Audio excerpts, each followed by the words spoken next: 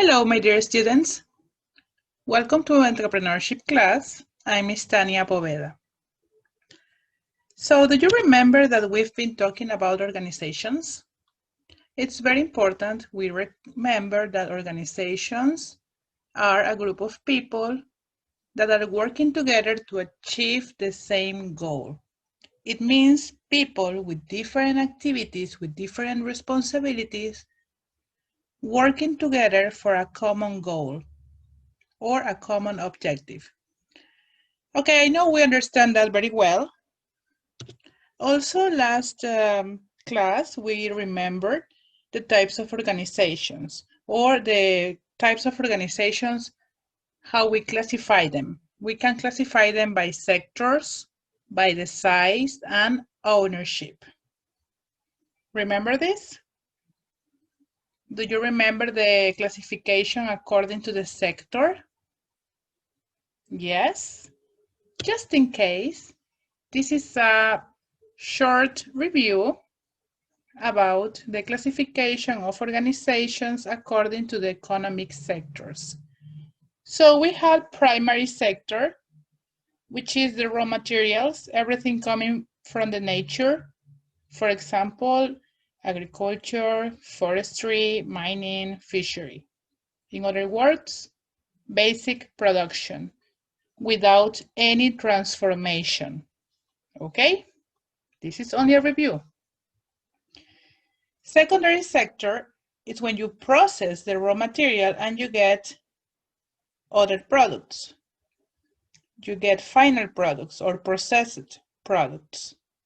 Here we have industries, construction, craft, etc. In other words, we're talking about the production of goods. So we have a more specific product, something with an extra value, because it's not only raw material, but it's also a transformation of raw material. And finally, we have the tertiary sector, which is, in other words, services. Services are the products that we can't touch. For example, when you buy and sell something, the service that you receive when you go to a store or when you go and buy online, that service that you cannot touch is in the tertiary sector. Or transport. You can touch a bus, but you cannot touch the service of transportation. The same with education, with culture or health. When you go to the doctor and the doctor checks on you, you can see the doctor, but you cannot touch the service that he or she is providing to you. Okay? Well, to continue, it's very important that you remember to download this information, save it on your computer or cell phone or tablet or print it. This is going to be in Educai. So you can check it later, you can study again and again. Anyway, you can see this video in YouTube too, so enjoy it. And today, when talking about the classification of organizations, today we are going to study to remember or to learn how we classify organizations according to the size. Just like when you classify your clothes by size, when you go to store and probably your size is medium, so you look for letter M and then you try if it's your size, right? Or maybe you are large or small or extra small or extra large. It's the same with organizations. We can classify them by their size. But we can classify by their size according to the number of employees or according to the amount of profit they make, right? So we can classify in two ways. We can say this company is big, small, or medium, or micro, according to the number of employees. Or maybe we can say this company is big because of the amount of money they make. And here I'm going to explain a little bit.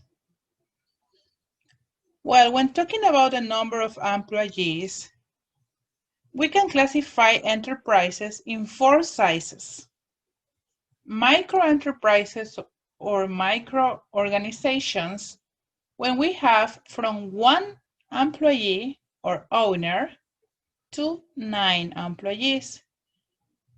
This is an approximate amount of employees, okay? This information is just to organize and understand better how they work. But this may vary according to the market, according to the law in the country, according to the incomes or profits, etc. Okay, so this is a very important information you should remember, but it's more important that you recognize that you know that there are other ways to classify organizations, okay?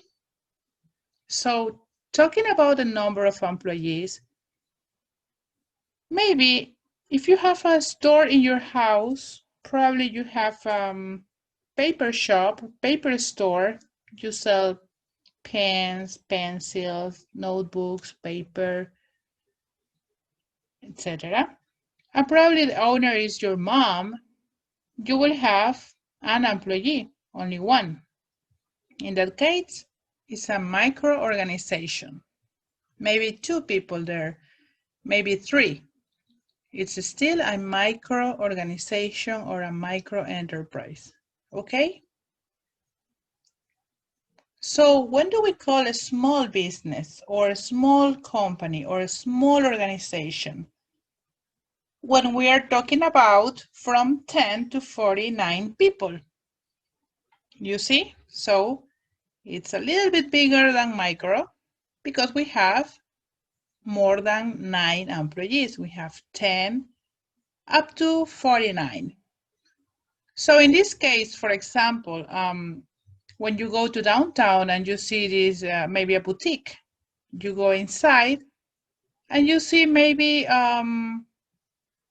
5, 6 sellers there walking around, talking to people, and then you have a cashier, and then you have 2 people taking care of the door, and maybe 1 person cleaning, and then you have the owner somewhere in the store. So we're talking about a small organization, a small business, because you have employees between 10 and 49. When do we call a medium company or a medium organization or a medium business or a medium enterprise? According to the number of employees, is when you have 50 to 249. So in this case, we're talking about kind of big, right? Kind of big organizations. So in this case, probably, you know, if you go to a small local business, I mean, you go to a small business in downtown and then you know that they have like other branch in other part of the town, like maybe a restaurant or maybe empanadas shop, places that you see all around the town, but only working maybe 4 or 5 people in each shop. And then you have like 10, 12, 20 shops around the town. So the total amount of employees of that business is between 50 and 249. We're talking about medium companies or medium organizations or medium enterprises or medium businesses. You see how they are growing? And obviously, when we are talking about more than 249, more than that, so it means from 250 people and more, we're talking about large organizations or big organizations. It is the same, big or large, right? So according to the number of employees, let's remember that we have 4 types of sizes. Can you tell me the sizes? Repeat after me. micro business, small business, medium business, large business. Okay, so this is one way to classify organizations according to the size by the number of employees. Now, for example, sometimes you can have only, let's say that only 20 people working on a business. Only 20 people working. According to the number of employees, 20 people would be here in small business, right? Here. But what happens if they are making like a lot of money? Like more than $1 million? In that case, you can classify that company according to the profits, according to the money they make. And in that case, it's not going to be a small anymore. It's going to be probably medium or big. You see why it is important to understand the two classifications by size or by profits. So talking about money, talking about profits, dollars in our case, in Ecuador, when you have a business that produces less than $100,000, less than that, as you know this, in that case, we're talking about a micro business. So usually when you have a micro business and you work by yourself or maybe with 2 friends or 3 people working for you up to 9, usually you don't make like a lot of money. So if you make less than $100,000, it's called a micro business. Also, what happens if, for example, you have, let's watch this. Maybe you have 30 people working in your business. Maybe you have 3 restaurants. Maybe, and you have 30 people working, including you. According to the number of employees, that will be a small business. But what happens if your restaurants don't sell that much? I mean, you have 30 people working for you, but their incomes or the money they make, it's less than 100,000. In that case, according to the incomes, according to the money they make, it's going to be considered a micro business.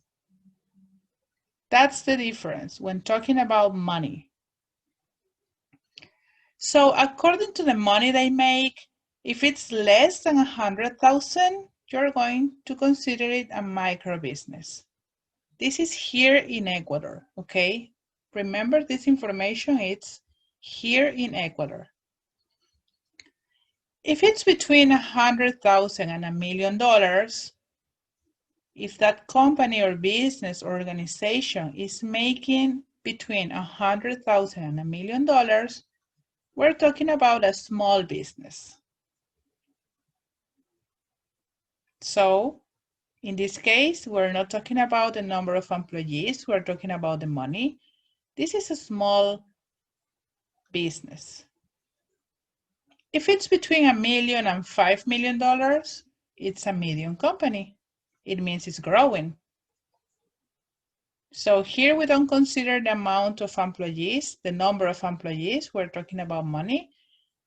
Between $1 million and $5 million, it's a medium company. And when do you consider it a big company or a large company? When you make more than $5 million. So if it's more than $5 million, then it's a big business. Okay? So these are amounts considered during an accounting year. So it means the amount of money you make in 12 months. This is a yearly information. So again, before we finish this class, it's not too much information, but it's very important information. You can, according to the size of organizations, you can classify them into number of employees, amount of profits, and according to the number of employees, you have, if it's from 1 to 9, micro business, from 10 to 49, it's a small business, from 50 to 249, it's a medium business, and more, 250 and more, it's a large business. And according to the money in Ecuador, this is an approximate amount of money companies make each year. If it's less than $100,000, it's a micro business. If it's between $100,000 up to $1 million, it's a small business. If it's between $1 million and $5 million, it's a medium business. And if it's more than $5 million, it's a big business. Okay? Something very important we understand and we know is that we are studying the classification according to the size, if it's about number of employees and amount of profit. But we can also classify the size of a company by the number of locations. For example, how many shops or stores they have in different places. And also we can classify it by the market share. It means they probably don't have like the whole market, but a big part of the market. So people are consuming their product like a lot, more than other brands, more than other similar products. But because this is the first time we're studying this, we're going to study only these two subclassifications, because these are the most common ones that you're going probably to use in the future or maybe now in the present. So next time you hear someone talking about having a business, you can know if the business of this person is micro, small, medium, or big, according to their number of employees or the amount of money they make. Usually people don't tell you, I wouldn't do it anyway. Usually people don't tell you how much money they make, but they can tell you how many employees they have. So you can probably ask, okay, how many people working for you? Oh, I have 25 people. So then you know, oh, it's a small business. You see? So that's it for today. Not much, but extremely important information. See you next week. Have a wonderful day, everybody. Bye-bye.